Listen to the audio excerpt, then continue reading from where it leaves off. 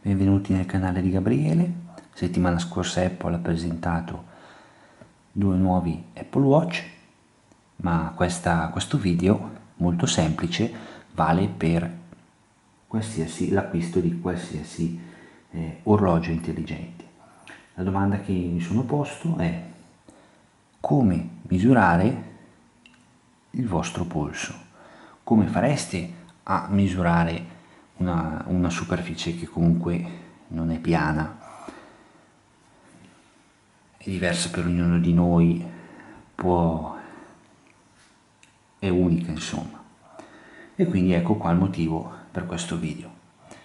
Questa tecnica vale sia per il vostro polso che comunque per qualsiasi superficie stondata, particolare, per cui è difficile prendere una quota.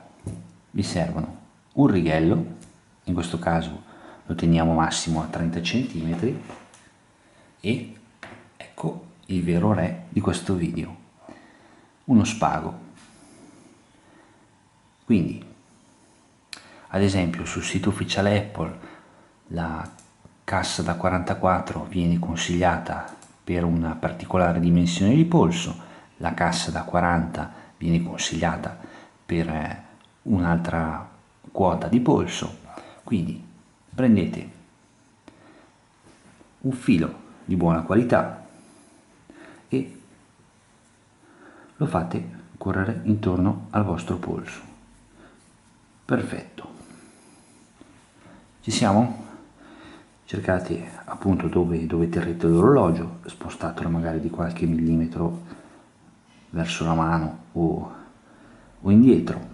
Perfetto, secondo me questa è la misura perfetta.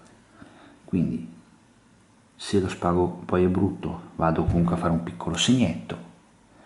Questo è il mio polso e lo vado a posizionare qui tenendo lo 0,